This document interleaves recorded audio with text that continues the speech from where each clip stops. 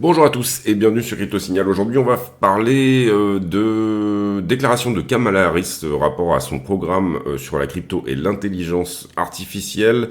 On va aussi aller regarder, je pense, Glassnode si on a le temps, c'est-à-dire faire un petit peu de on-chain et puis, comme d'habitude, analyse fondamentale également et puis sentiments sur Bitcoin, Ethereum et le Total 3. Allez, intro.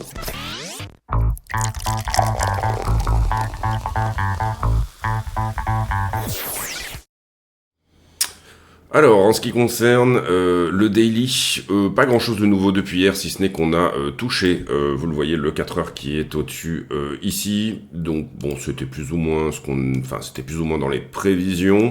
Je verrais bien cette boîte de liquidité être prise à ce stade et avec un petit passage sous la structure qui est ici, puisque là on est en train de larver très légèrement la montée avec des petites divergences sur le RSI, alors qui sont pas non plus incroyables, mais vous le voyez ici j'ai un prix qui monte et un RSI qui descend au-dessus du RSI, donc du coup on a une petite diff baissière, ce qui veut dire qu'on pourrait temporiser pendant un petit moment. Ce niveau 1 heure ici qu'on avait mis comme support n'a pas été perdu, il a tenu, il a très bien tenu même quand on a fait ici ce petit mouvement et puis ensuite on est venu chercher encore une fois le 4 heures. Si ça passe en revanche au travers du 4 heures, c'est très bon, ça veut dire qu'on a un joli retournement de structure au travers de, vous le voyez ici, ce W larvé qui pourrait être intéressant pour une continuation haussière par ailleurs. À minima pour venir chercher déjà la trend de distribution actuelle, puisqu'on est sur le fond sur une tendance baissière, mais peut-être également pour venir chercher les 70 000 $ ici, et là pour le coup inverser totalement la structure. Pour l'instant, on va dire patience et mère de sûreté. En tout cas, on a atteint des zones qui étaient relativement intéressantes à venir chercher. Ether qui regagne son support monthly, ça on en a parlé hier, avec un joli retournement ici en V-bottom. À ce stade, on va voir ici si Ether se reprend bien par rapport à Bitcoin. J'ai donné mon avis là-dessus hier. Si vous n'avez pas vu la vidéo, n'hésitez pas à aller la voir. En tout cas, on a un joli cassure de trend ici. Et finalement, on tient plus ou moins ce support weekly ainsi que le support monthly qui est au-dessus. Donc, à voir si on se fait pas rejeter par cette zone, la zone des 0,046. Sinon, c'est direction les 0,50. Pareil, le haut de la trend de distribution. Si vous la regardez en daily, on est sur un canal dans la descente ici au travers de Ethereum contre Bitcoin, donc revenir revisiter la jaune n'est pas du tout exclu, y compris si on reste dans une logique de respect par rapport à la trend actuelle qui, je le rappelle, se fait en canal descendant. Il y a un moment où ça peut casser et là du coup ça nous ramènerait Ether sur sa grosse résistance historique autour des 0,08, mais pour l'instant voilà, c'est juste les premiers signes d'un éventuel retournement encore une fois. À la cassure ici c'est plutôt propre sur alors là je pense que ah oui c'est moi qui ai mis une trend, c'est plutôt propre ici à la cassure de trend. Bon je m'attendrais quand même à ce qu'Ether revienne pour le coup vu ce qu'il nous a donné par rapport à hier, revisiter le 4 heures qui est ici autour des 2749. Si Bitcoin se prend pas une petite branlée entre temps, et puis ensuite éventuellement un retour sur trend là aussi également. On voit plus ou moins que la descente sur Ether, depuis en tout cas ce point-là, elle se fait plus ou moins sur une forme d'élargissement comme ceci, d'accord ?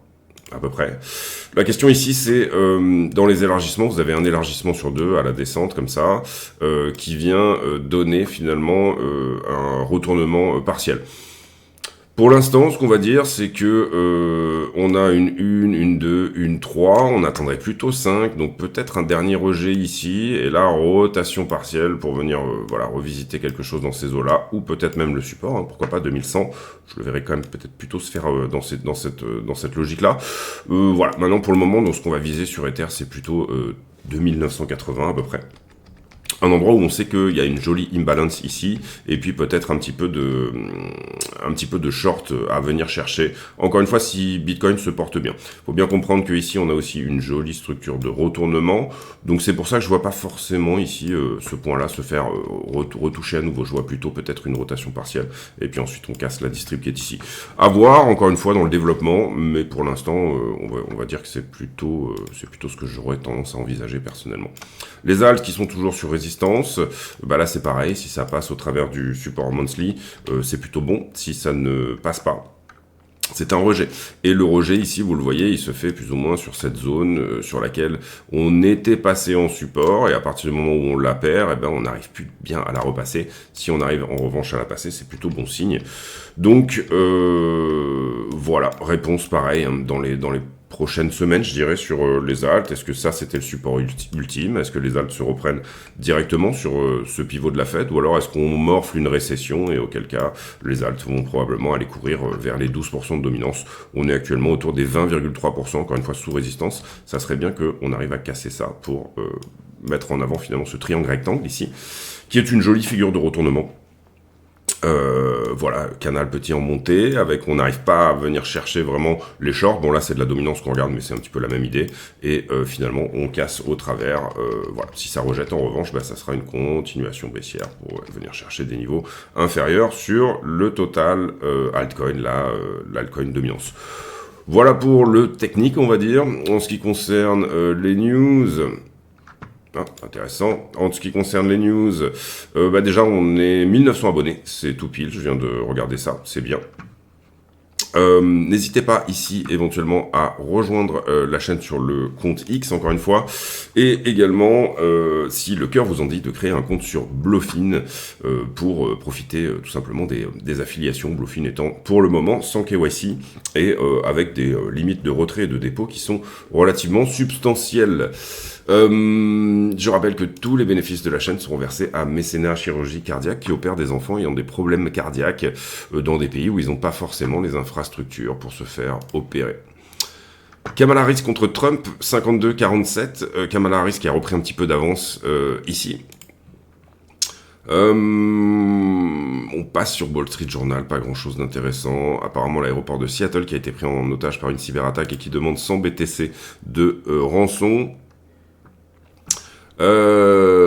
Ici on va passer aussi Ether qui surperforme très légèrement Bitcoin, et Kamala Harris qui finalement commence à faire des premières déclarations par rapport à la crypto.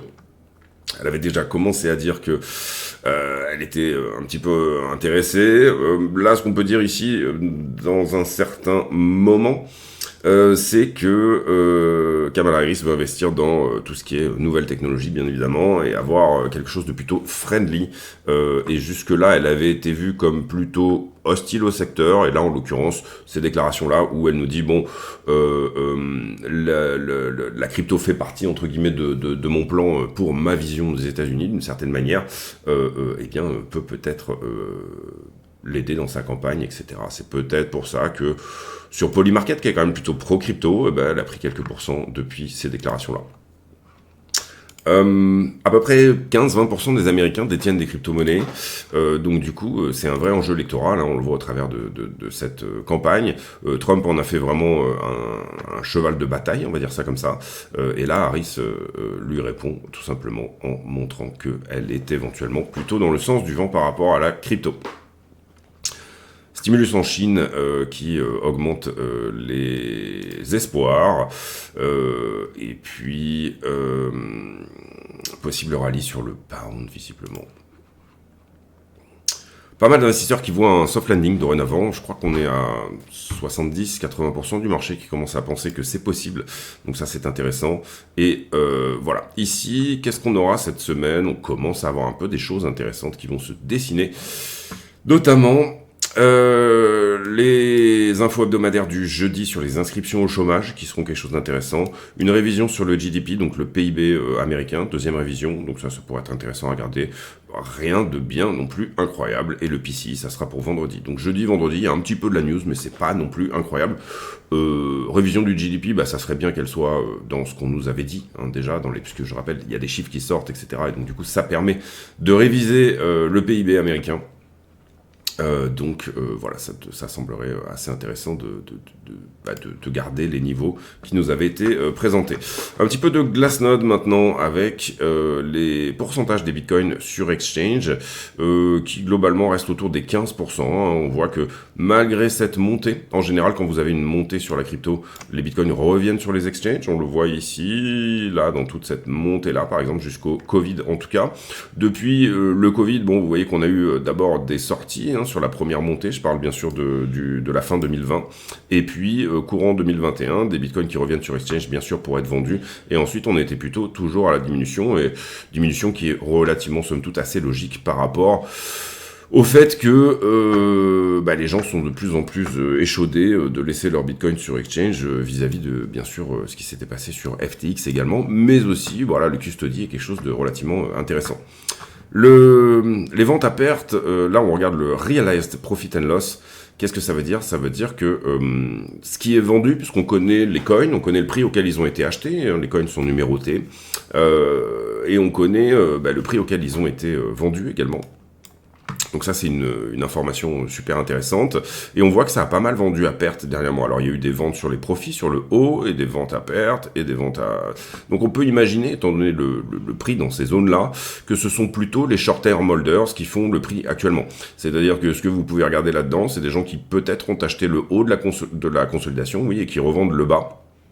Donc, des épisodes de petites capitulations successives, sous-entendu, on va dire j'ai acheté ici 70 000 et je revends à 56 par exemple, c'est ça qui vous donne ces realized loss. C'est le propre d'une consolidation, faire changer de main certains bitcoins et puis fatiguer un petit peu les acheteurs. Là, on voit que ça risque de prendre du profit également sur trend, hein, c'est la logique d'une distribution également. Donc du coup, la question ici, c'est à quel moment on aura absorbé toute l'offre disponible, hein. Est-ce que le marché va tenir là-dessus ou alors est-ce que le marché va nous faire une plus grosse capitulation qu'on peut voir ici plutôt dans ces grosses zones-là, par exemple zone de bottom, ici grosse capitulation également. Alors pour le coup, on était plutôt en haut de quelque chose. Mais ce qu'on peut voir, en tout cas, dans mon idée, dans ce que j'en vois, c'est qu'étant donné qu'on a des ventes à perte, parce qu'on connaît le realized price, si vous voulez, le realized price, si je le retrouve, c'est le coût moyen auquel ont été achetés tous les bitcoins. Il est plutôt autour des 30 000 $ ici, d'accord, 31 688 à ce jour. Qu'est-ce que ça veut dire? Ça veut dire sur la totalité des bitcoins, et là on inclut ceux qui sont perdus également, donc on peut estimer qu'il est peut-être légèrement plus haut, hein. On a 5-6 millions de bitcoins qui sont perdus. Le prix de revient des bitcoins, moyen, donc du coup on le connaît. Il est pour moi plus à 40 000 que 32 000, mais 31 800, mais c'est possible qu'on passe sous le realized price, ça arrive, hein, notamment en bear market. Pour le moment, on n'est pas du tout en bear market, mais souvent on y fait des touchettes et les gens refusent de revendre le prix auquel ils avaient acheté finalement. C'est-à-dire que là, vous comprenez que ça correspond d'une certaine manière à une sorte de prise de profit dans ces zones-là, mais ce qu'on voit sur le realized price, c'est que on a plutôt des short-term holders, donc des gens qui ont acheté, je dirais, plutôt 14-15 mars, short-term holders c'est 5 mois, oui, donc c'est ça. Short-term holders qui sont positionnés à l'achat-revente, et ceux qui se plantent achètent 70 et revendent 56, qui crée bien évidemment du changement de main au niveau des bitcoins. On le voit également que cette accumulation se calme un petit peu sur le Accumulation Trend Score. Finalement, ici, vous le voyez, on accumule des tops et puis on arrête d'accumuler sur les descentes. Ça subodore, ça sous-entend. Ici, on avait beaucoup accumulé sur la zone des 30-40 000. Ça, c'était bien sûr au moment des ETF. Hein. Ici, c'est l'acceptation vraiment propre des ETF. On a eu une belle accumulation entre-temps. Et puis là, on voit que le prix est plutôt... Quand c'est violet, ça accumule fort pour les grosses entités, hein, j'entends. Et quand c'est jaune, ça accumule moyennement. Là, on voit que ça a très fort accumulé sur la mèche qu'on a fait autour des... Je me rappelle plus exactement, c'était je crois que 48 000, 49 000 $, je ne sais plus. Mais en gros, ça se calme un petit peu sur cette fameuse accumulation. Donc concrètement, et c'est ce qu'on peut y voir, il y a eu des grosses prises de profit ici, et puis petit à petit, là on joue avec le zéro, ce qui est relativement normal en consolidation. Ce qu'on peut voir également, on va peut-être pas le regarder dans ce sens-là. Oui, la supply qui a été active il y a plus d'un an. Qu'est-ce que ça veut dire? Ça veut dire que là, par exemple, dans ces moments-là, on avait 70% des bitcoins qui n'avaient pas bougé. Jamais bougé, d'accord. On a eu sur la vente des ETF des bitcoins acquis à plus d'un an qui ont bougé. Donc là, pour le coup, on regarde un an en arrière, hein, dans cette zone-là. Si vous êtes autour du 24 février, bah, globalement, on regarde autour du 24 février de l'année d'avant, donc dans ces zones-là. Des gens qui avaient acheté finalement les 30 000, qui se sont positionnés un petit peu à la vente sur cette mèche-là. Donc là, il y a eu de la distribution de la part de gens qui avaient du bitcoin depuis déjà un certain moment. Et puis, dans cette consolidation, on voit qu'ils ont arrêté de vendre à un moment donné. Donc ça a bien vendu sur la mèche vers le haut, un petit peu vendu ici sur le premier top. C'est ça peut-être qui a provoqué la première consolidation, hein, d'une certaine manière, la vente de gens qui avaient des bitcoins depuis plus d'un an, donc acquis dans la zone des 25-30 000. Et là, ce que vous regardez, en fait, c'est les gens qui achètent la rumeur de l'ETF et qui, au moment où la news sort, distribuent, tout simplement, d'accord. Ils ont provoqué cette distribution plus d'un an. La news ETF, globalement, on commençait à la voir venir déjà sur les bottoms, hein, puisque BlackRock, ici, je rappelle, rachetait, était en train de bail out Core Scientific, qui est un des plus gros mineurs au monde. Et on a eu des commencements de rumeurs, de demandes, etc. et toutes ces choses-là, à peu près dans ces eaux-là. Mais globalement, c'est à peu près dans cette zone-là qu'on a commencé à avoir la demande ETF qui, au sens de certains, n'allait pas être acceptée, au sens d'autres, allait l'être assez fortement. En tout cas, ce qu'on voit, c'est que cette distribution du trade ETF est peut-être en train de se finir, ou en tout cas, elle reste à plat. C'est-à-dire que la supply qui a bougé depuis plus d'un an est plutôt dans les 65%, et ça, je trouve ça relativement intéressant.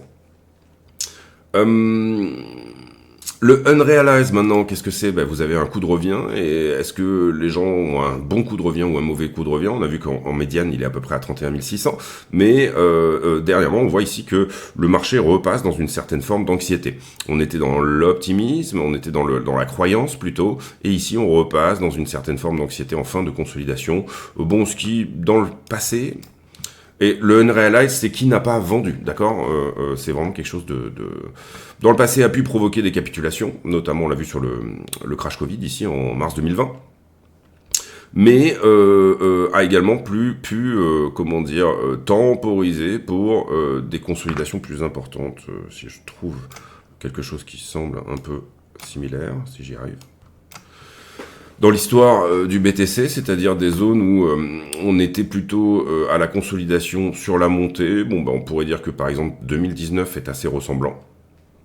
Ici, cette zone-là, là où on a touché le vert, et puis derrière, on a fait une longue consolidation. Alors attention, ça c'est un signe noir. Il n'est pas exclu qu'il ne puisse pas en arriver un, hein, sur la zone actuelle, mais ce genre de moment où on repasse pas nécessairement dans le rouge peut arriver. Multiple de Puel, on va passer. H-Ribbon, il a flashé, on l'a déjà vu dans d'autres vidéos. Le Rodel, on va passer également. On va faire un petit point sur les adresses. Juste avant ça, la supply qui était active il y a plus de 3 ans. Alors ça, c'est quelque chose d'intéressant au sens où on est sur des ATH, littéralement, et plus de 3 ans, vous comprenez que on a une certaine dormance actuellement du BTC. Et pour le coup, ceux qui avaient acheté il y a plus de 3 ans n'ont pas bougé trop là-dessus. Il y a une petite distribution ici sur cette zone quand on a touché la 70-75. Et puis ensuite, pour le moment, on reste autour des 45% de Bitcoin qui n'ont pas bougé depuis plus de 3 ans. Donc on reste vraiment aussi, là aussi, y compris, on a regardé horizon 1 an, on regarde horizon 3 ans, sur des endroits où les long-term holders ne sont pas vendeurs, ce qui est plutôt une bonne chose en termes de structure. J'essaye de trouver ici les adresses, malheureusement c'est pas dans le bon ordre, hein, c'est un petit peu à chaque fois la même idée.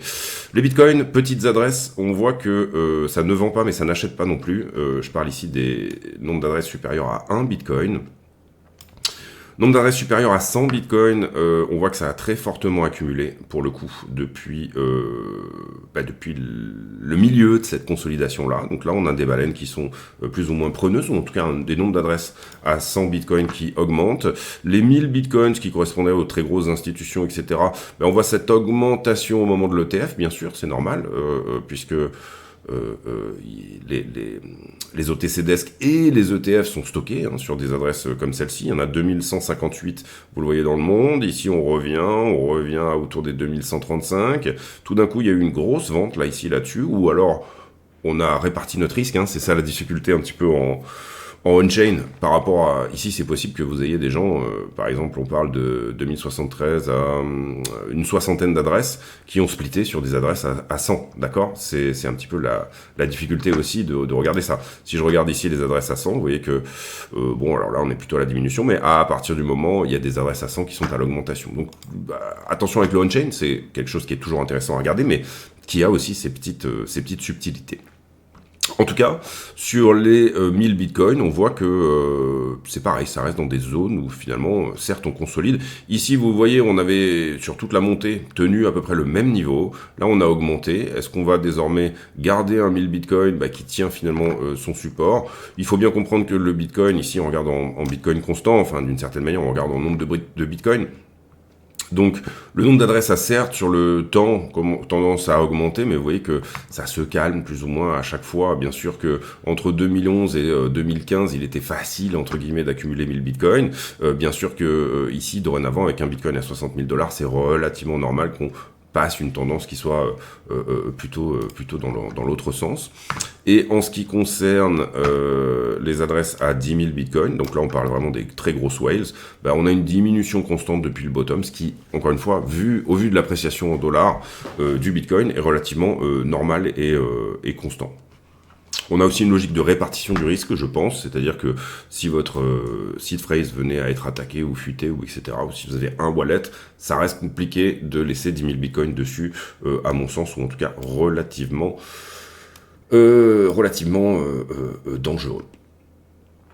Maintenant, on regarde vite fait Ethereum. Ethereum, les adresses à plus de 1 Bitcoin qui sont à la diminution. Les adresses à plus de 10 Ethereum qui sont en train de stagner dans cette consolidation. D'accord. Supérieur à 10 Ethereum, on est... alors, excusez-moi, je me suis trompé. Ici, voilà. Donc 1 Ethereum diminution, 10 Ethereum diminution, 100 Ethereum diminution, et notamment une belle diminution ici sur la capitulation. 32, bon voilà, diminution 32, ça représente un node, donc c'est pour ça que c'est intéressant. En tout cas, depuis le volume, ça a pas mal diminué. Et ici, on est bien sur Ether aussi, oui. Par contre, et là où c'est intéressant, c'est que les adresses à plus de 1000 Ethereum ont marqué une belle augmentation sur le flush d'Ethereum autour finalement des 2338 $, et depuis ça distribue légèrement, mais c'est pas mal. Donc là, ça se reprend légèrement, hein. Si on regarde la tendance, c'est plutôt une grande distribution, et là, on a eu une belle reprise sur la conso actuelle. Et les 10 000 Ethereum sont plutôt à la diminution, mais très légèrement sur une reprise. Oh non, même pas, non, plutôt une distribution constante, ce qui est relativement logique aussi au vu de l'appréciation du prix dans le temps. Ici, vous aviez un Ethereum qui était autour de 1000 $, mais surtout... Pardon, j'ai la caméra qui est devant. Ici, vous aviez un Ethereum autour des 2000 $ dans cette zone-là, et à partir de là, ça commence à vendre constamment. Ici, ça reste à peu près flat. Et finalement, ce qu'on peut voir d'une certaine manière, c'est depuis décembre 2022, une assez forte logique de distribution sur les très grosses adresses sur Ethereum. Donc dans un sens, j'ai du 1000 Bitcoin qui se reprend, mais qui est aussi dans une distribution, et ça depuis qu'on était à 458 $ sur Ethereum, d'accord. Maintenant, quand je regarde les 1% des adresses les plus riches, elles sont toujours en détention constante de la supply, d'accord. Donc c'est un petit peu là aussi à prendre avec des pincettes, mais les 1% des adresses des plus riches sont plutôt même à la réaccumulation, j'aurais tendance à dire. C'est-à-dire que les méga baleines, d'une certaine manière, finalement, depuis ici, je dirais le bottom autour des 1000 $, sont plutôt en train de réaccumuler, d'accord. Donc voilà, pareil à prendre avec des pincettes également. Ici, on voit que le nombre d'Ethers sur Exchange est en train de diminuer, donc ça peut créer un choc de l'offre. Et puis voilà, même chose ici, hein, donc qui diminue. Pour le coup, le unrealized profit and loss, les gens sont plutôt sous l'eau. J'ai pas de realized, si j'ai un realized price sur Ethereum. Le realized price est autour des 1908 $, donc assez fortement au-dessus de ce qu'avait pu être Bitcoin. Et on a eu des changements de main sur Ethereum quand même qui ont réussi à augmenter le prix autour des 1900 $ et quelques. La supply sur les smart contracts, peut-être, ça peut être intéressant à regarder. Vous voyez qu'on est dans une augmentation à peu près constante eh bien de supply d'Ethereum qui sont bloqués sur des smart contracts. Donc ça, c'est plutôt une bonne chose. Y compris en termes de baisse de prix, on est plutôt en train de locker de l'Ethereum en value. Voilà pour cette analyse on-chain. On passe désormais à tout ce qui est liquidation. Liquidation, 24 heures, 171 millions, c'est plutôt péchu, péchu / normal. On était en week-end, on est en sortie de week-end, bon, il y a eu plutôt un mouvement vers le haut. Ether a plutôt liquidé du long, Bitcoin a plutôt liquidé du short, et on voit que 95 millions en short et 76 millions ont été liquidés du côté des longues. Le carnet d'ordre au spot, pas grand chose à dire, c'est plutôt vide avant 61 600 $, et on a quelques ordres de vente autour des 64 890. Ça veut dire que c'est borne bas.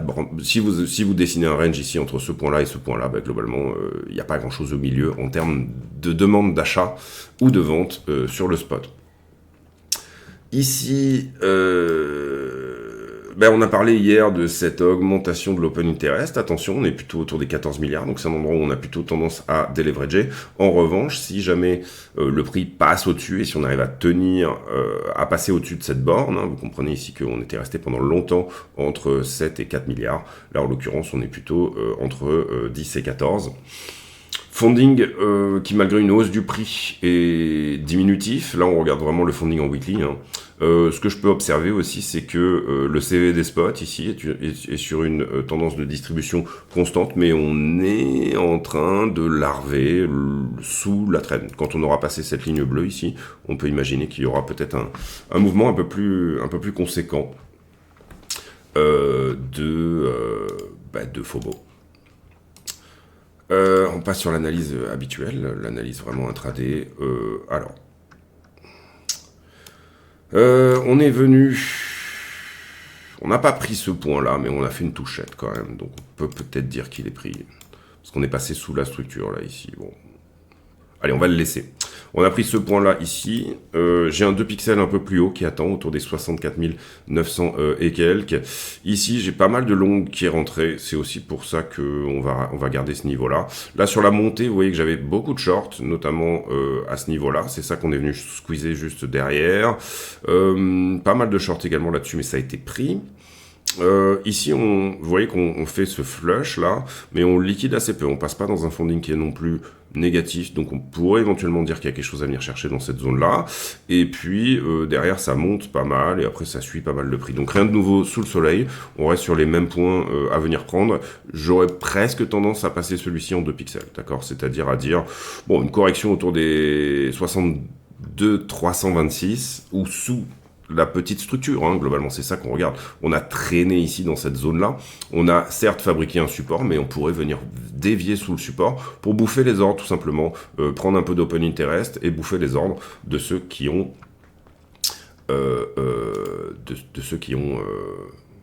qui n'ont pas l'argent pour défendre leur liquidation, finalement.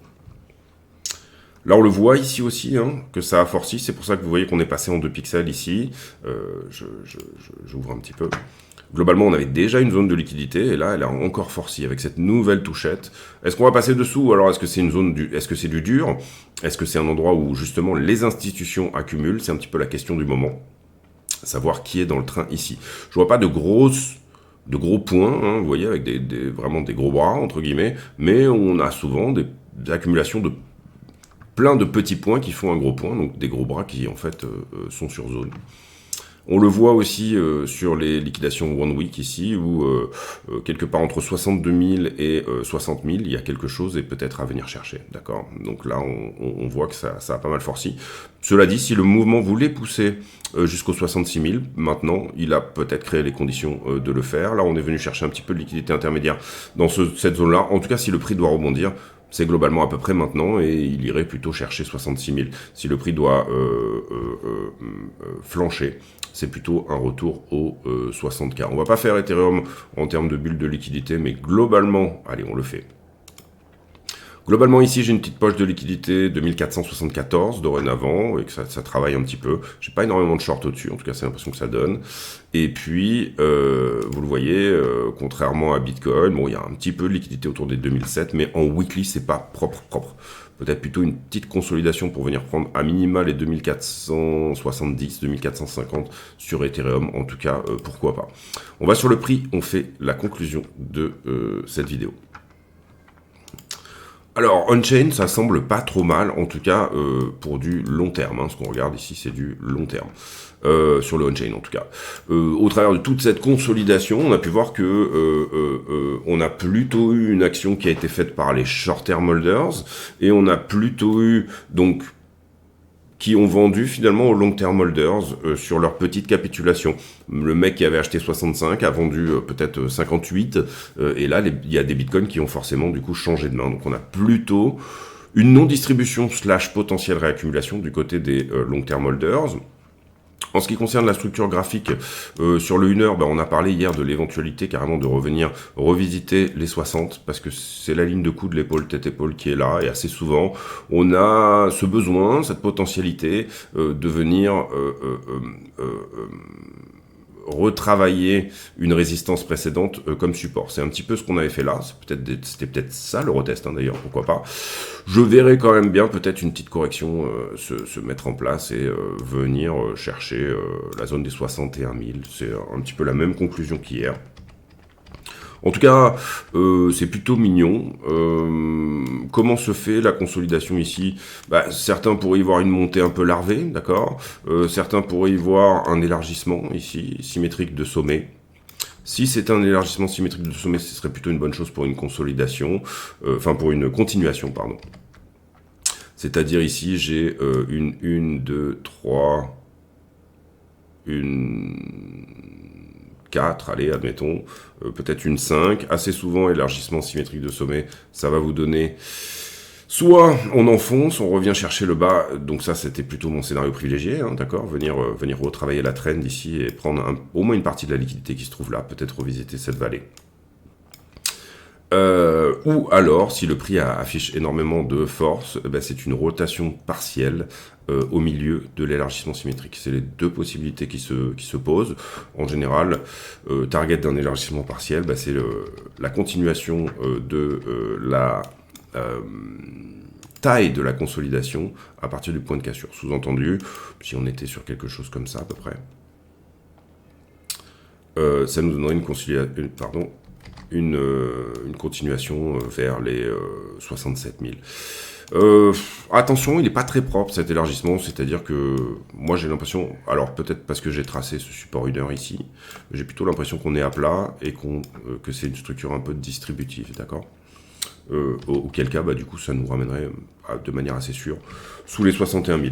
On va voir ici, encore une fois, pour l'instant, on attend un petit peu. Ce que j'aurais tendance à chercher, moi, c'est un point d'entrée pour repasser un long à nouveau, puisque là, on a quasiment pris profit sur tout le long qu'on avait mis en place. Repasser un long, alors la bonne, à mon avis, il y a soit quelque chose dans une plus petite TF à jouer par ici, pour venir jouer quelque chose par là, et éventuellement même des résistances peut-être un petit peu plus haut, 69 000 par exemple. En revanche, si on refuse, d'accord, vous avez ici une magnifique résistance horizontale, le 4 heures, sur lequel on a pour l'instant refusé. Si on venait à refuser, pour moi, ça serait les zones les plus intéressantes éventuellement pour placer un gros ordre, entre guillemets. Ça serait de jouer une continuation ici de ce triangle rectangle-là. Donc venir chercher toute la liquidité, il y en a un petit peu. Avec un petit flush au 56, alors là je dis 56, ça pourrait aussi être la zone des 57. On va voir ici comment les choses se mettent en place, mais vous voyez qu'on a une box de liquidité là, une petite box ici, une petite box par là, celle-ci qui est ici, qui fait la jonction. Voilà, globalement je trouve que ça aurait du sens de faire ça, et ensuite revenir casser. Et encore une fois là, on aurait notre correction avec une 2, une 3, une 4, une 5... et cassure du triangle rectangle. C'est un triangle ascendant, je crois que ça s'appelle comme ça. Je j'ai pas les stats pour un triangle ascendant, ça pourrait être intéressant de le regarder. Pour le moment, cette figure n'existe pas, d'accord? Vous comprenez bien ici, on est bien d'accord, cette figure n'existe pas, ok? Attention aux faux amis, ne pas dire qu'une figure va arriver avant, mais on l'inclut dans notre potentiel scénario, qu'une correction plus importante pourrait venir finalement prendre un petit peu de monde. Et ici, on a entamé une distribution d'un trade qui avait été pris par là, on pourrait recommencer à accumuler du contrat à peu près sur ces zones-là, et là, pour le coup, revenir casser en haut, mais cette structure n'existe pas. Et y compris même si on venait faire ça, d'accord, la 5, tant qu'on n'a pas cassé, cette structure n'existe pas non plus, d'accord. Attention de ne pas utiliser, on va dire, le chartisme, ou enfin voilà, l'étude de structure, en tout cas, à mauvais escient, voilà. Donc, j'ai déjà élaboré ici 2 ou 3 scénarios. Premier scénario, continuation tout de suite, structure de W ici, et ça casse instantanément. Très bien. Pour le coup, ça serait extrêmement bullish, ou en tout cas, ça nous emmènerait un peu plus haut. Deuxième possibilité, ça distribue un peu ici, on revient chercher une nouvelle fois le support, et là, finalement, on perd la trend, ce en quoi j'aurais plutôt tendance à me positionner par là, pour le coup, hein, dans cette zone-là. Qui est une possibilité qui est quand même assez fortement probable. Et puis, troisième possibilité, on continue la tendance baissière du moment, hein, bien sûr, et c'est pas du tout exclu, attention. C'est-à-dire que, pour le coup, ça nous donnerait tout simplement une continuation de ce qui se fait depuis plusieurs semaines, et d'aller chercher beaucoup plus bas, d'accord, de ne pas trouver bottom ici. Ce qu'on peut voir, en tout cas, dans ce cadre-là, c'est que j'avais une compression entre ça et ça, qui pour le coup, pour le moment, en tout cas, on semble en sortir par le haut, et on va voir si le retournement de structure, entre guillemets, se fait ou pas. Je parle de ce retournement ici en W comme cela. Si c'est pas le cas, et à ce moment-là, ce sera un triangle rectangle, peut-être, pourquoi pas, comme ça. Et puis, je pense quand même au triangle rectangle assez fortement. Pourquoi? Parce que on a pas mal de liquidités en dessous ici. C'est pas non plus incroyable, d'accord? On n'est pas sur des niveaux de FOMO incroyables, mais quand on regarde l'open interest, on voit quand même que sur les montées, on liquide du short, mais on a quand même pas mal de long ici qui est en train de rentrer. Et on voit même sur ici ces zones-là qu'on a quand même du monde un petit peu en dessous. C'est pas incroyable, encore une fois, mais en termes d'open interest, ça peut représenter, on va dire, 4 ou 500 millions de contrats qui changent de main, qui passent dans les mains des institutions et qui, du coup, elles auront absorbé toute l'offre dans ce sens-là, au travers de vos liquidations, par exemple, pour venir chercher plus haut. Donc attention à ça, c'est complètement possible. Je vous laisse là-dessus, j'espère que cette vidéo vous a plu. On a fait un petit point on-chain, moi j'aime bien le faire de temps en temps.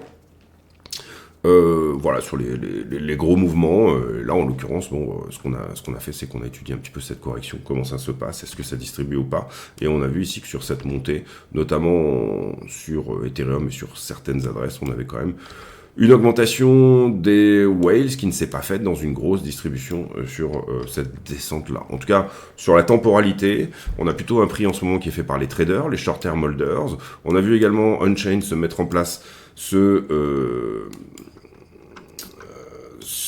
trade ETF, je vais y arriver, ce trade ETF qui a pas mal distribué sur toute cette première zone, mais qui dorénavant est peut-être en train de terminer sa distribution. Ça serait peut-être une bonne chose. Voilà les amis, j'espère que cette vidéo vous a plu. Si c'est le cas, n'hésitez pas à le dire. Le dernier scénario, c'est-à-dire une continuation de la baisse, pour le coup, trouverait sa fin plutôt sur les 42-43 000 $, d'accord? C'est-à-dire ici un flush supplémentaire, retest par exemple de cette trend-là avec un léger enfoncement, et ça reste tout à fait quelque chose de plausible et probable, d'accord? Attention, pas être bull only, etc. Voilà, on élabore et on réfléchit ici à tout ce qui est possible, tout simplement pour être prêt, si jamais ça vient à tomber, si jamais ça vient à arriver, eh bien c'est à ce moment-là qu'on est prêt. Donc, ce que je veux dire par là, c'est que l'idée, c'est d'avoir une idée de tout le champ des possibles. Et puis, je crois que ça s'appelle le IFTT, il me semble. IFTTT. If this happens, then I do this. Voilà, le if then, voilà, si vous préférez. Then task, et après, je sais plus. If then task, je sais plus. If this, bon, je ne sais plus. Voilà, en tout cas, si on arrive à péter pour le coup toute cette consolidation-là, c'est une belle continuation qui nous attend, hein, et pour le coup ce sera soft landing avec pas mal d'argent gratuit dans l'économie pour aider tout ça. Donc ça c'est le meilleur, entre guillemets, le meilleur des cas. Suivez bien les news échos, c'est pas incroyable ce qu'il y a en ce moment à se mettre sous la dent, on attend la fin de mois, peut-être plutôt, hein, je veux dire par là, en news échos, on attendra plutôt le début octobre et la première semaine pour avoir des news conséquentes. J'ai pour habitude en fin de vidéo de poser une question à la con, c'est-à-dire une question qui n'a rien à voir avec le prix du Bitcoin, mais qui nous permet de converser de choses et d'autres, et en l'occurrence, la question du jour...